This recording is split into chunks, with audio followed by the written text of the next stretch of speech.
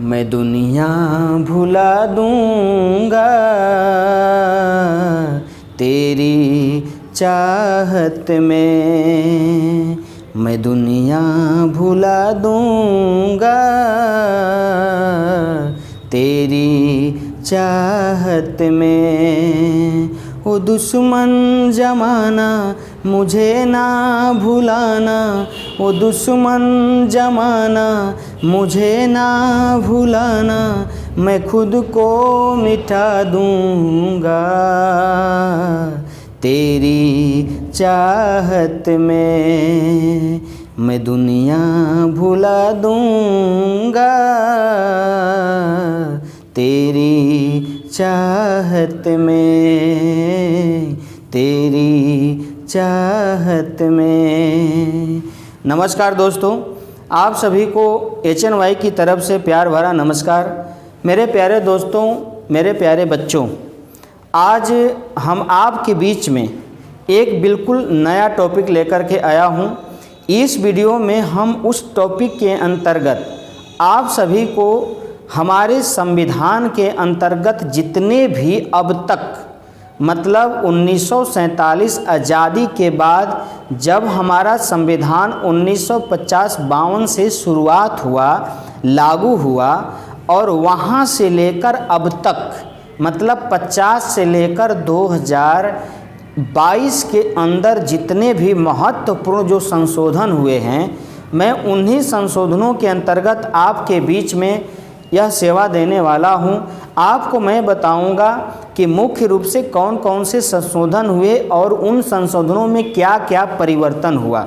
संशोधन का मतलब मेरे प्यारे दोस्त, मेरे भाई, यही होता है कि हम अगर सरकार को कोई ऐसी परेशानी या कोई नई चीज़ जोड़ना होता है, उसमें कुछ परिवर्तन करना होता है संवैधानिक स्थिति में, तो उसको यह संविधान के अंतर्गत संशोधन लाया जाता है और उसमें संशोधन किया जाता है। और वो संशोधन बिल पास करके, मतलब संसद के दोनों सदनों के द्वारा जब कभी भी संविधान में संशोधन करने की अगर बात आती है तो संसद के सदन के दोनों सदनों द्वारा यह एक बिल पारित होता है। और जब वह बिल पारित हो जाता है तब जाकर के वह बिल कहाँ जाता है? राष्ट्रपति के पास जाता है और राष्ट्रपति उसे अंतिम मुहर लगाता है। और उसे अंतिम मुहर लगाने के लिए राष्ट्रपति बाध्य भी होता है, क्योंकि राष्ट्रपति को भी ये मालूम होता है कि यह जो संशोधन किया जा रहा है वह क्या है? जरूरी है।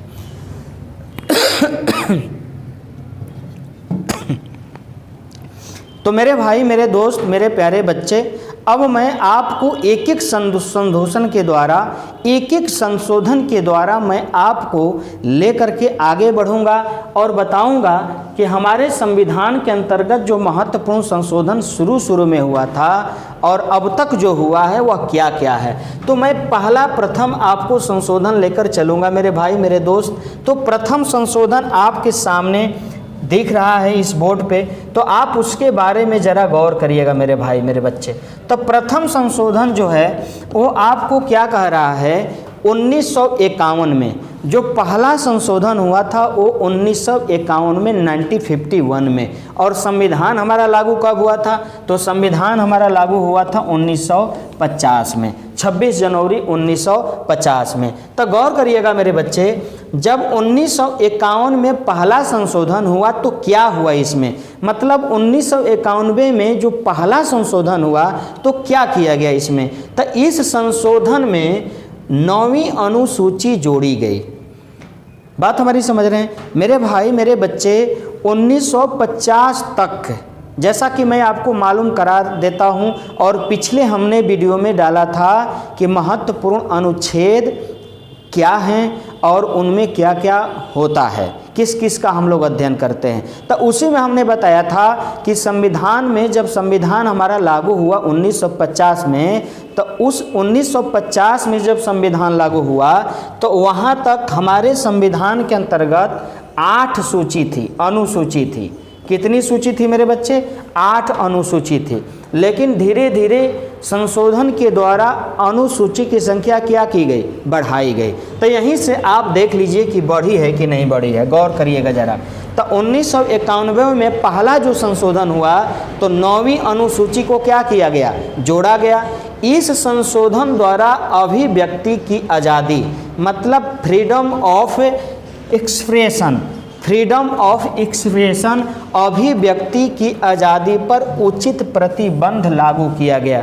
अभिव्यक्ति की आज़ादी पर, अभिव्यक्ति की आज़ादी मतलब जो हमारे मन में आए वो मैं बोलूं, जो हमारे मन में आए वो मैं करूं, ये अभिव्यक्ति के आज़ादी पर प्रतिबंध डाला गया कि भैया आपके मन में जो आएगा वो सो कैसे कर सकते हैं आप। तो 9वीं अनुसूची को शामिल करके इस फ्रीडम ऑफ एक्सप्रेशन मतलब अभिव्यक्ति की आज़ादी पर उचित प्रतिबंध लाने का संविधान में क्या किया गया?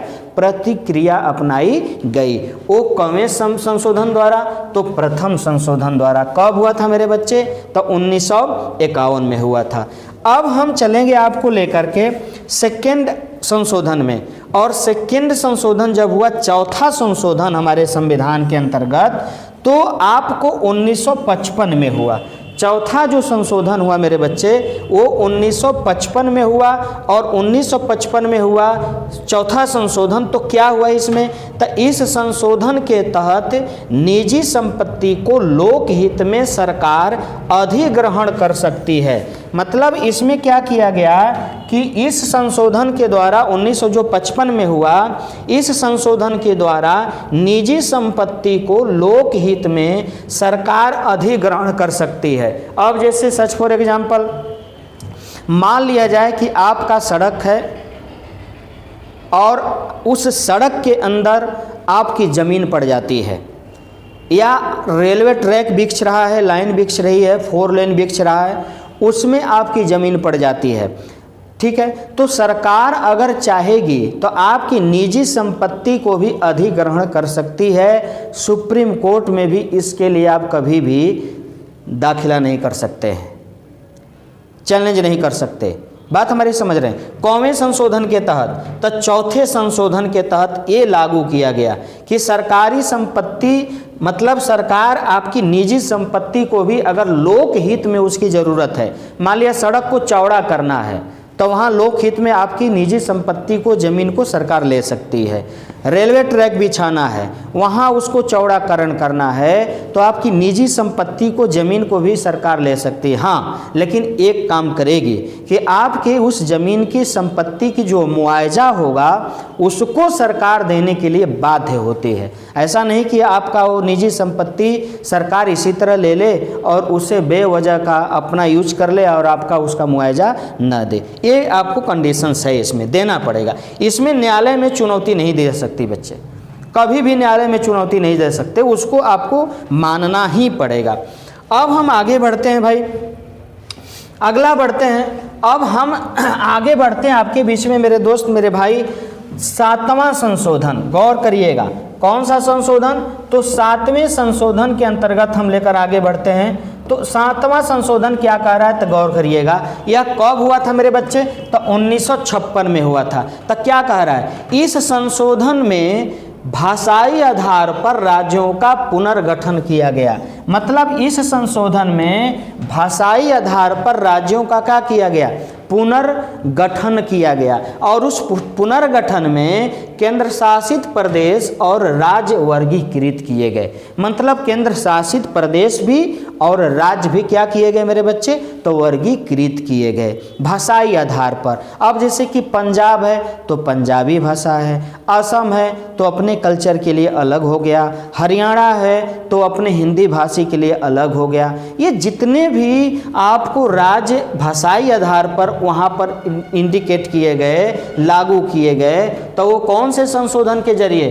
तो 7वां संशोधन के जरिए। बात हमारी समझ रहे हैं? इसीलिए कोई भी राज्य अपनी भाषा के आधार पर अपने आप को अलग होने का अधिकार प्राप्त कर सकता है। तो ये कौन से संशोधन में भैया?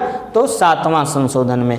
अब हम चलते हैं मेरे बच्चे, मुख्य संशोधन मेरे दे रहा हूँ आपको। तो मुख्य संशोधन में अब हम चलते हैं कौन से संशोधन में, तो आपको यहाँ पे 10वां संशोधन। तो 10th संशोधन कब हुआ था, तो 1961 में हुआ था। ठीक है, अब 1961 में यह जो संशोधन 10वां हुआ था, तो यह क्या कर रहा है, तो इस संशोधन में दादर एवं दीव नगर हवेली को शामिल किया गया।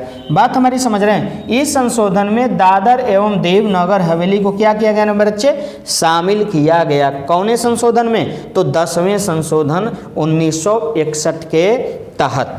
तो मैं फिर आगे बढ़ता हूँ आपको लेकर के, गौर करिएगा। अब 24वां संशोधन 1971 को लेकर आगे बढ़ता हूँ। ये 24वां संशोधन 1971 क्या कह रहा है, तो गौर करिएगा। 24वां संशोधन 1971 क्या कह रहा है, तो संविधान के किसी भी अर्थात किसी क्षेत्र में, खास तौर से मूल अधिकार में भी संसद के दोनों सदनों द्वारा परिवर्तन किया जा सकता है। ये कौन सा संशोधन है, मतलब सरकार को ऐसा लगा कि संविधान के अंदर किसी भी कंडीशंस में संसद के दोनों सदनों द्वारा क्या किया जा सकता है, तो परिवर्तन किया जा सकता है। इसमें राष्ट्रपति अपनी सहमति के लिए क्या होगा, तो बाध्य होगा। गौर करिएगा जरा। तो 1971 में संविधान के किसी भी, है ना, अधिकार में किसी भी क्षेत्र में परिवर्तन किया जा सकता है। खास तौर से किसमें, मूल अधिकार को भी उसमें शामिल किया गया।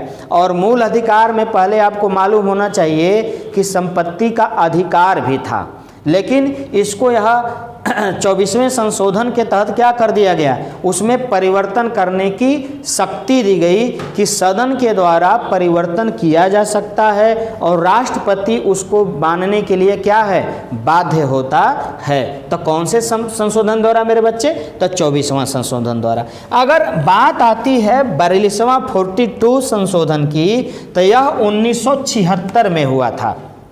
बात हमारी समझ रहे हैं, ये जो 1976 में 42वां संशोधन हुआ था, तो ये क्या कह रहा है, तो गौर करिएगा।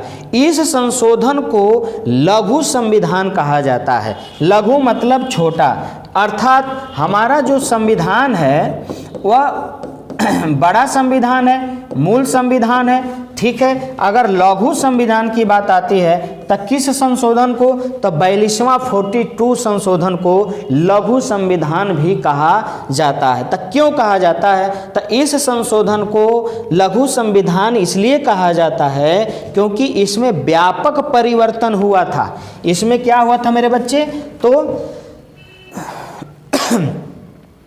व्यापक परिवर्तन हुआ था। ठीक है, लोकसभा तथा विधानसभा की सीट 2000 तक स्थिर रहेगी।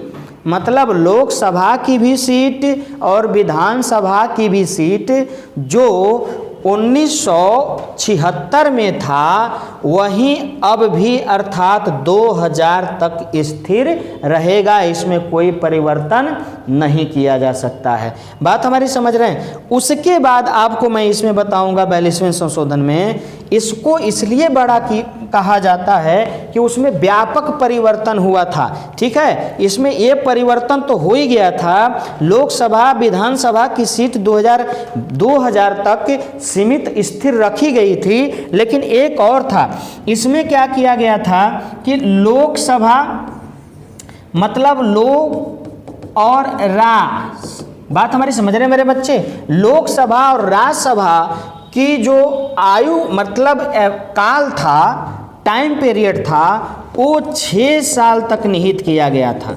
कितना साल तक, 6 साल तक निहित किया गया था, 6 वर्ष तक निहित किया गया था। मतलब लोकसभा का भी कार्यकाल 6 वर्ष और विधानसभा का भी कार्यकाल 6 वर्ष। बात हमारी समझ रहे हैं। तो कौन से संशोधन के जरिए, तो आपको 42वें संशोधन के जरिए। ठीक है, इसमें सीट भी निहित की गई 2000 तक और इसमें लोकसभा और विधानसभा का कार्यकाल भी 6 साल तक निहित किया गया।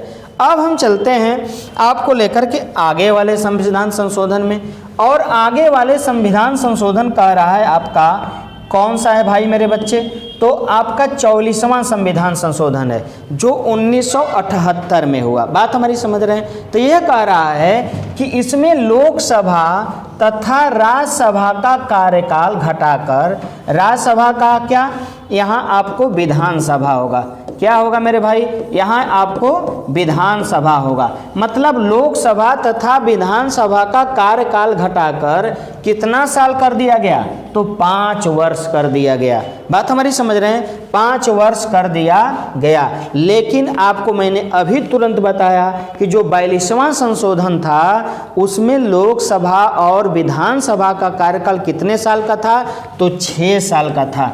लेकिन जब 44वां संशोधन आया 1978 में तो इसका कार्यकाल 6 से घटाकर कितना वर्ष कर दिया गया? तो 5 साल कर दिया गया, 5 वर्ष कर दिया गया। इसमें संपत्ति के अधिकार को मौलिक अधिकार की श्रेणी से क्या कर दिया गया? हटा दिया गया।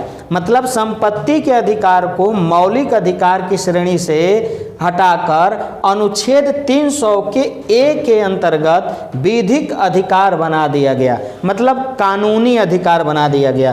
क्या बना दिया गया बेटा? कानूनी अधिकार बना दिया गया। किसको? तो संपत्ति के अधिकार को। गौर करिएगा जरा, मौलिक अधिकार मतलब कोई आपका छीन नहीं सकता। गौर करिएगा आप, मौलिक अधिकार एक फंडामेंटल राइट ऐसा अधिकार होता है जो कोई भी व्यक्ति आपसे छीन नहीं सकता, सरकार भी नहीं छीन सकती। हाँ, अगर कोई ऐसी परिस्थिति आ जाए, आपातकाल आ जाए, तो वैसे कंडीशंस में मौलिक अधिकार को कुछ समय के लिए रोका जा सकता है, भंग किया जा सकता है। तो गौर करिएगा, लेकिन ऐसे नहीं। तो संपत्ति का अधिकार अगर मौलिक अधिकार होता तो बहुत सारे लोग अपना अपना संपत्ति बना करके स्वयं का अपने को रख लेते और उनका कोई हिसाब किताब नहीं होता, क्योंकि वो मौलिक अधिकार वो मानते, फंडामेंटल राइट मानते। ये काम किया सरकार ने। तो 44वां संशोधन करके उस संपत्ति के अधिकार को मौलिक अधिकार से हटाकर अनुच्छेद 300 के ए के अंतर्गत कानूनी अधिकार क्या कर दिया गया? बना दिया गया। इस संशोधन के द्वारा बेटा आपको बता देना चाहता हूं, राष्ट्रपति तथा उपराष्ट्रपति के अंतर्गत चुनाव से संबंधित अगर कोई मतभेद हो, कोई समस्या हो, चुनाव से संबंधित, राष्ट्रपति और उपराष्ट्रपति चुनाव से संबंधित, मान लीजिए कि राष्ट्रपति का चुनाव हो रहा है, उसमें कोई समस्या हो रही हो, उपराष्ट्रपति का चुनाव हो रहा है, उसमें कोई समस्या हो रही है, दिक्कत आ रही हो, तो उसके निपटारा के लिए सुप्रीम कोर्ट का अधिकार दिया गया, गठन किया गया। सुप्रीम कोर्ट मतलब अगर दोनों के बीच में कोई भी भेद हो तो प्रधानमंत्री सोल्व नहीं कर सकता, अन्य कोई सभा सोल्व नहीं कर सकता। उसका निपटारा करने के लिए क्या, किसको अधिकार दिया गया? तो सुप्रीम कोर्ट को अधिकार दिया गया। ठीक है मेरे दोस्त, मेरे भाई, तो ये आपका 46वां संशोधन था, 44वां। अब हम चलेंगे संशोधन नंबर 61वें पर। कौन सा संशोधन नंबर 61वां कब हुआ था मेरे भाई? तो 1989 में हुआ था। बात हमारी समझ रहे हैं? तो 1989 में जो 61वां संशोधन हुआ था, इस संशोधन के जरिए मतदाता की उम्र 21 वर्ष से घटाकर, मतदाता की उम्र 21 वर्ष से घटाकर कितना कर दिया गया मेरे बच्चे? तो 18 वर्ष कर दिया गया। मतदाता की उम्र 21 वर्ष से घटाकर 18 वर्ष कर दिया गया। किस संशोधन के जरिए? तो 61वें संशोधन के जरिए जो 1989 में पारित हुआ था। अब सोचिए, 21 से घटाकर 18 वर्ष, आप अधिकार आपको प्राप्त है क्या करने के लिए? तो आप वोट कर सकते हैं, लेकिन शादी करने के लिए अब आपका अधिकार नहीं है। अब धीरे धीरे आपकी उम्र बढ़ाई जा रही है। 21 से आपकी उम्र अर्थात पुरुषों की उम्र 24 हो जाएगी, और जो 18 साल था महिलाओं की उम्र, बच्चियों की उम्र, वो 21 वर्ष कर दिया जाएगा। बात हमारी समझ रहे हैं? तो ये हमारा 61वां संशोधन था। हम अब 73वें संशोधन पर चलते हैं मेरे बच्चे, जो 1993 में हुआ था। ये क्या कह रहा है कि इसके तहत 11वीं अनुसूची जोड़ी गई, और 11वीं अनुसूची में पंचायती राज को क्या किया गया? व्यवस्था की गई, और पंचायती राज को एक कानून, एक स्थिर संवैधानिक दर्जा दे दिया गया। कौने अनुसूची के अंतर्गत? तो 11वीं अनुसूची के अंतर्गत। कब? तो 1993 में। किस संशोधन के द्वारा? तो 73वें संशोधन के द्वारा। इसी 73वें संशोधन के अंतर्गत भाग 9 को भी क्या किया गया? जोड़ा गया। भाग 9 को भी क्या किया गया मेरे बच्चे? तो जोड़ा गया। बात हमारी समझ रहे हैं? तो ये कहता है संशोधन नंबर 73। अब हम आगे बढ़ते हैं आपको लेकर के 74वें संशोधन के अंतर्गत। तो गौर करिएगा जरा, 74वां संशोधन क्या कहता है कि इसके तहत 12वीं अनुसूची जोड़ी गई। 74 संशोधन के तहत कौन सी अनुसूची जोड़ी गई? तो 12वीं अंतिम अनुसूची जोड़ी गई है। क्योंकि आप सभी जानते हैं कि हमारे संविधान में कितनी अनुसूची है? तो 12 अनुसूची है। और 12वीं अनुसूची को 74वें संशोधन के तहत 2001 में क्या किया गया? जोड़ा गया। कब जोड़ा गया मेरे बच्चे? 2001 में जोड़ा गया 12वीं अनुसूची को। बात हमारी समझ रहे हैं? इसके अंतर्गत नागरीय स्थानीय स्वशासन को दर्जा दिया गया। नगर परिषद, नगर परिषद जैसे कि बड़े बड़े शहरों में मान लिया जाए कि पटना है, दिल्ली है, इलाहाबाद है, मुंबई है, कोलकाता है, ये सब जैसे नगरीय महानगरों को क्या किया गया? स्थानीय स्वशासन की क्या कर दी गई? दर्जा दी गई। और उसे दर्जा देने के बाद उसका विकास उस स्तर से क्या हुआ? आगे की ओर बढ़ने लगा। ये कौन से संशोधन में? तो 74वें संशोधन के तहत। अगर 84 संशोधन में की बात आती है मेरे बच्चा, तो ये 2001 में हुआ था। और यह क्या कह रहा है कि इसमें लोकसभा तथा विधानसभा की सीट सन 2026 तक क्या कर दिया गया? बढ़ा दिया गया। आपको मैंने बताया कि इसके पीछे हमने 2000 तक सीट को निहित करवाया था संविधान संशोधन में, लेकिन अब 2001 में जब संविधान संशोधन हुआ 84वां, तब फिर इसमें क्या कर दिया गया कि वहीं वाली सीट जो 2000 तक सीमित थी उसी को अब उसका बढ़ाकर 2000 क्या कर दिया गया? 26 तक निहित कर दिया गया।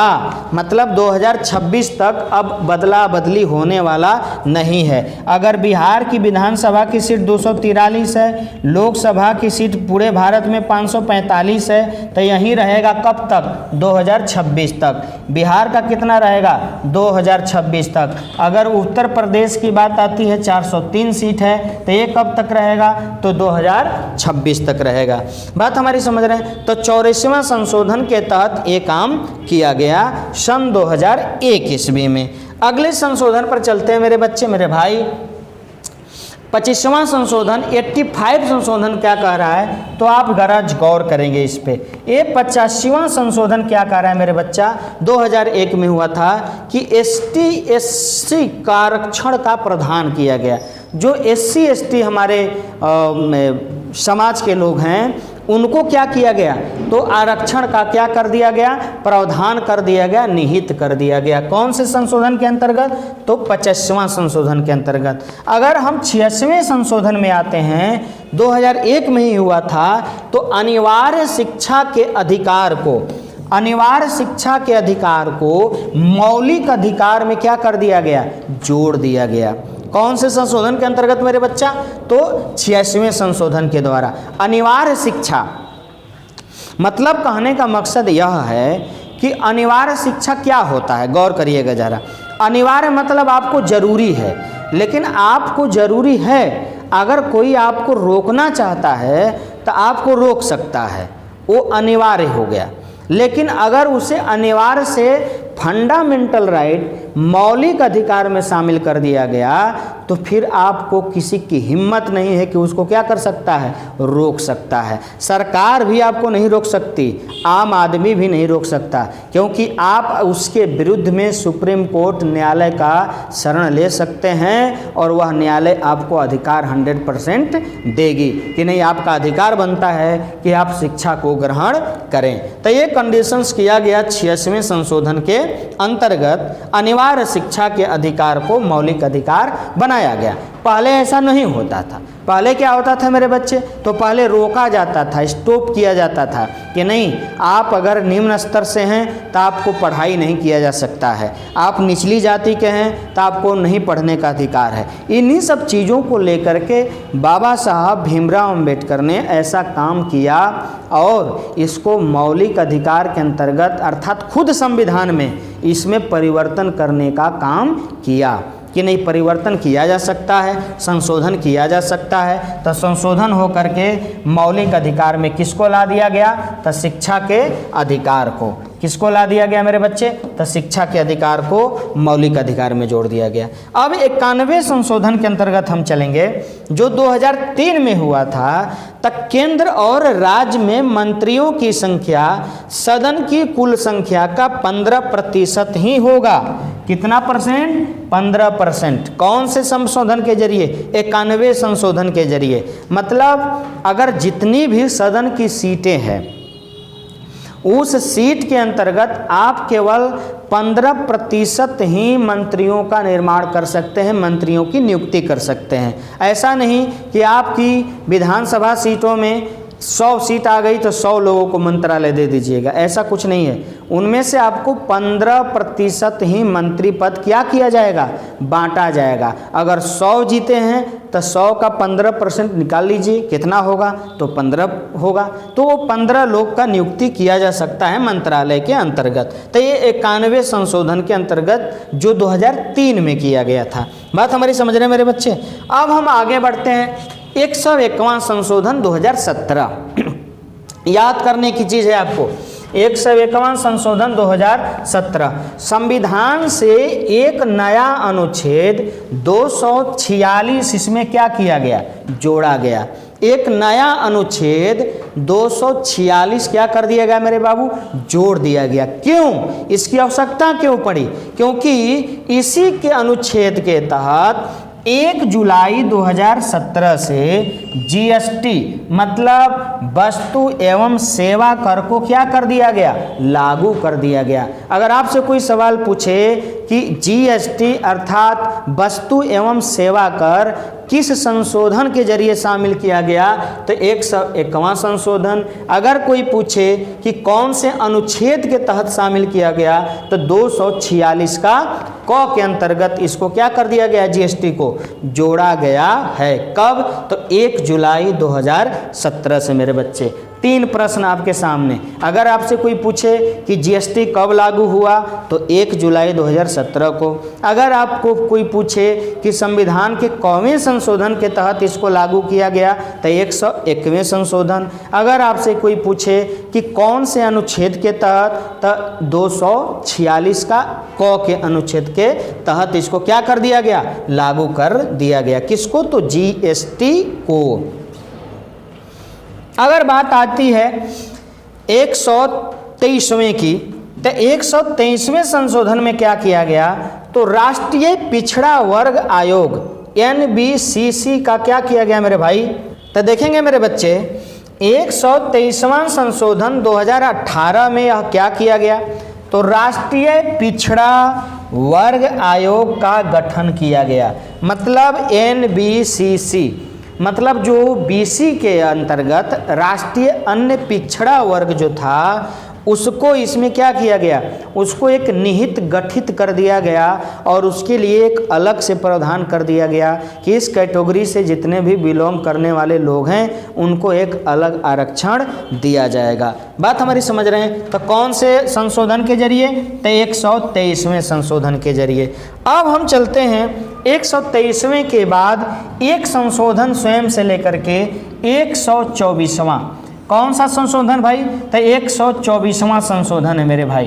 तो 124वां संशोधन कब हुआ था, 124वां संशोधन कब हुआ था, तो 124वां संशोधन आपको मेरे भाई, मेरे बच्चे, मेरे दोस्त, यह 2019 में हुआ था। 124वां संशोधन कब हुआ था, 2019 में हुआ था। अब ये क्या कहता है कि आर्थिक स्थिति से पिछड़ेपन स्थिति से जो पिछड़े लोग हैं, आर्थिक स्थिति से जो पिछड़े लोग हैं और पिछड़े लोग कौन? तब पिछड़े लोग कोई और नहीं, जो सामान्य वर्ग के लोग आते हैं, जो क्या आते हैं? सामान्य वर्ग के लोग आते हैं, सामान्य वर्ग, उनको क्या किया गया? तो 10% का क्या किया गया? आरक्षण का प्रावधान किया गया है। ये 10% क्या किया गया मेरे बच्चे? तो आरक्षण का प्रावधान किया गया। बात हमारी समझ रहे हैं? कौन से संशोधन के तहत? तो 124वां संशोधन के तहत 2019 में क्या किया गया? तो आर्थिक रूप से पिछड़े लोग जो सामान्य वर्ग के अंतर्गत आते हैं उनको क्या किया गया? तो 10% का क्या किया गया? आरक्षण दिया गया उनको, ताकि वो भी जो गरीब हैं, चाहे वो किसी भी जाति के हों, वो भी आगे की ओर क्या करें? बढ़ें। ठीक है मेरे भाई मेरे बच्चे, अब हम चलते हैं आपको एक कंडीशंस लेकर के। वो कंडीशंस ये होगा और वह क्या है तो मैं आपको बता देना चाहता हूँ, गौर करिएगा। बहुत दुख बहुत पीड़ा हुई है हम सभी को, और वो पीड़ा क्या है तो गौर करना मेरे दोस्त। ठीक है, एनटीपीसी गौर करो। एनटीपीसी का जो रिजल्ट आया और यह रिजल्ट क्या हुआ? तो यह रिजल्ट मेरे दोस्त, इस रिजल्ट में महाधोखाधड़ी, महाचोरी हुई है। क्या हुई है? तो महाचोरी हुई है। गौर करिए, इस रिजल्ट में क्या हुआ? तो महाचोरी हुआ, मतलब घोटाला। चोरी मतलब क्या? घोटाला। किसको बोला जाए? चोरी मतलब घोटाला। किसको बोला जाए? किसको दोषी ठहराया जाए? आप हम जब एक दूसरे से मिलते हैं, ठीक है मेरे भाई मेरे दोस्त, तो हम लोग को एक यही उम्मीद रहती है कि नहीं भाई, जब दोस्ताना मिलते हैं, घर के लोग मिलते हैं, कोई मिलता है कि नहीं हमने एग्ज़ाम दिया है और मेरा रिजल्ट आने की उम्मीद है। लेकिन यह सरकार, यह मंत्रालय जो काम कर रही है, गौर करिएगा ज़रा, इनका जरिया, इनका जो नतीजा है, इनका जो काम करने का तरीका है, वो सबसे गंदा काम है, सबसे गलत तरीका है मेरे भाई। ये बच्चों की ज़िंदगी के साथ बिल्कुल खिलवाड़ है। बात हमारी समझ रहे हैं? अब खिलवाड़ होने का मतलब यह है कि ये करते क्या हैं, बोलते क्या हैं, और अंततोगत्वा लास्ट में उसका रिजल्ट क्या देते हैं। गौर करिएगा ज़रा, अभी तक कोई भी ऐसा वैकेंसी नहीं आया था। अगर यूपीएससी की बात ले लो, बीपीएससी की बात ले लो, जेपीएससी की बात ले लो, कोई ऐसी वैकेंसी नहीं थी जो प्री एग्ज़ाम में ही क्या पोस्ट वाइज रिजल्ट जारी करे। कोई ऐसी वैकेंसी नहीं थी जो प्री एग्ज़ाम में पोस्ट वाइज रिजल्ट क्या करे, ये घोषित करे, पोस्ट वाइज रिजल्ट घोषित करे। कोई ऐसा वैकेंसी नहीं है और ना ही कोई परीक्षा है। लेकिन रेलवे में इतने कितने बड़े इंजीनियर आ गए भाई। एक तो एक साल में रेलवे बोर्ड का ये लोग अध्यक्ष अलग अलग बदलता है। 2021 में ही सोचिए ना, 20-21 के अंदर, एक सवा साल के अंतर्गत 3 रेलवे बोर्ड के चेयरमैन अध्यक्ष बदले। बात हमारी समझ रही है? एक बीके यादव थे, विनोद कुमार यादव, उसको हटाया तो किसको चुना वहां पे? तो सुनीत शर्मा को चुना। सुनीत शर्मा को क्या फाल्टिंग आई कि उसको हटा दिया। फिर उसके बाद विनय कुमार पाठक को चुन गया।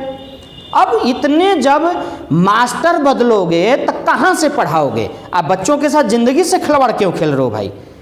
इसलिए बोला जाता है कि कभी भी किसी वर्ग कक्ष से मास्टर का अदला बदली मत कीजिए, नहीं तो बच्चे अच्छे से पढ़ नहीं पाएंगे।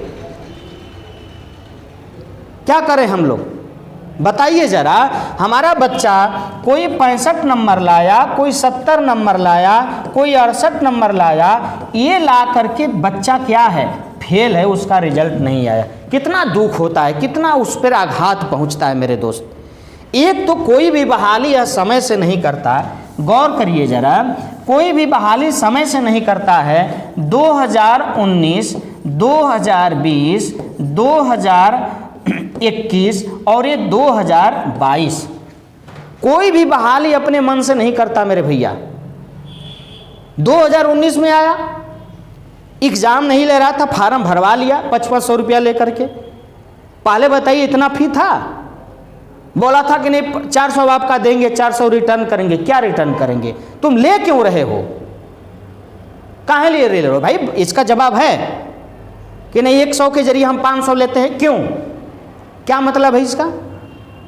जब तुमको 400 हमको देना ही है तो हमको शुरू में ही 100 रुपया क्यों नहीं ले रहे हो आप? बताइए जरा, कितना फूहर काम करता है ये। कौन सी एजेंसी में बैठा कर रख दिया लोग, पता ही नहीं चलता है। 2020 में स्ट्राइक किए हम लोग, आंदोलन छेड़े, मेरे भाई मेरे बच्चे, टीचर लोग ट्यूटर आंदोलन छेड़ा। तो 2020 में यह एक डेट निकाला कि नहीं हम एग्ज़ाम लेंगे, और 2021 में क्या किया, एग्ज़ाम लिया। एग्ज़ाम लेने के बाद 1 साल तक बच्चों को हमारे लटका दिया, अभी भी रिजल्ट नहीं दे रहा था। लेकिन उसमें भी हम लोग फिर ट्यूटर आंदोलन किए और 8 मिलियन ट्यूटर आंदोलन हुआ, ट्रेंड किया पूरी दुनिया में। तब जा कर के यह कहा कि नहीं हम जनवरी में 15 जनवरी तक हम रिजल्ट घोषित कर देंगे, और 14 जनवरी को रात में रिजल्ट घोषित किया। तो किया क्या कि एक ही बच्चा को, अब गौर करिए, एक ही बच्चा को 4, 3, 2 ऐसे पोस्ट पर एक ही बच्चा को रिजल्ट लागू कर दिया, पोस्ट वाइज कर दिया। सोचो, प्री एग्जाम में, अभी इसका दूसरा एग्जाम बंद है।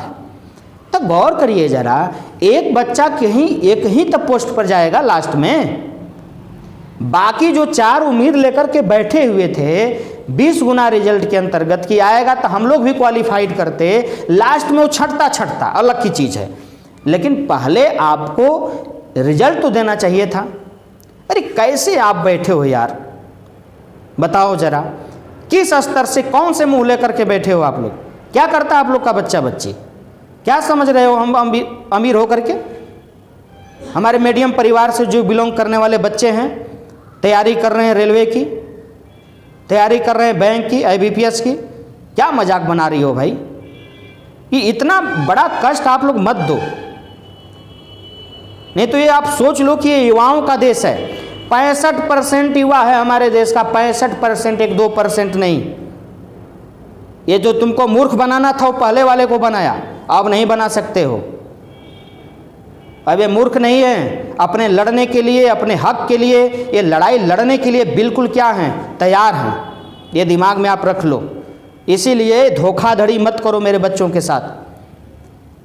और हम लोग रुकने वाले नहीं हैं। ट्यूटर आंदोलन जिस तरह से हम एग्ज़ाम करवाने के लिए किए, जिस तरह से रिजल्ट लाने के लिए किए, उसी प्रकार से पुनः रिवाइज रिजल्ट के लिए भी हम लोग क्या करेंगे, तो यहाँ पर आंदोलन छेड़ेंगे। रिवाइज रिजल्ट के लिए भी आंदोलन छेड़ा जाएगा मेरे बच्चा। आप घबराओ नहीं, आप चिंता मत करो, और ना ही आप टेंशन मत लो। बात हमारी समझ रहे हैं आप? #NTPC रिजल्ट, बात हमारी समझ रहे हैं? यहाँ ऐसे करना, ठीक है? तो आप ट्यूटर आंदोलन में जुड़ जाओ और उस ट्यूटर आंदोलन के तहत आगे की ओर बढ़ो। हम टीचर आपके साथ हैं और आप भी हमारा साथ दो मेरे बच्चे। 18 तारीख को, मतलब कल ही 18 तारीख को मंगलवार को सुबह 11 बजे, कितने बजे? 11 बजे आप जुड़ जाइएगा ट्यूटर आंदोलन में। पूरा हैशटैग मैं नहीं दे पा रहा हूँ, आप देख लीजिएगा, यूट्यूब पर बहुत सारा होगा। तो आप 11 बजे जुड़ जाओ, हमारे बच्चे जुड़े और हमारी सहायता करें, खुद अपने लिए सहायता करें यार। अब हमको पढ़ने के साथ साथ लड़ना भी ज़रूरी है, क्योंकि बगैर लड़े हुए कुछ मिलने वाला नहीं है। इसी के साथ मैं आप सभी के बीच में आज की इस वीडियो में विदा लेता हूं।